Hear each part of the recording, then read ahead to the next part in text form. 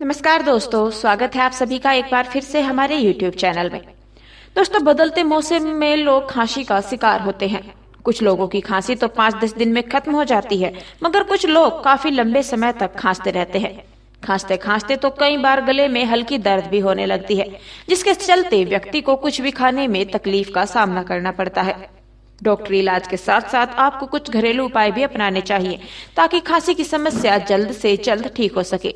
तो चलिए दोस्तों, जानते हैं कि आपको खांसी में क्या खाना चाहिए और क्या नहीं। सबसे पहले जान लेते हैं कि आपको क्या खाना चाहिए। केला। सर्दी खांसी के दौरान आपका इम्यून सिस्टम काफी कमजोर हो जाता है, जिसके चलते आपके शरीर को ताकत की जरूरत होती है। केला आपकी बॉडी को स्ट्रॉन्ग करने और खांसी से राहत दिलाने में काफी मदद करता है। हम मानते हैं कि ज्यादातर लोग खांसी में केला खाने से मना करते हैं, मगर कुछ केस में केला खाना सेहत के लिए फायदेमंद होता है। Vitamin C. खराब गले में विटामिन सी युक्त पदार्थ आपके लिए फायदेमंद होते हैं, जैसे कि संतरा, आंवला और नींबू पानी गले खराब में आपके लिए रामबाण सिद्ध होते हैं। मगर सर्दियों में आप हल्की धूप में बैठकर ही खराब गला हो तो इन्हें खाएं, बेहतर होगा। दालचीनी।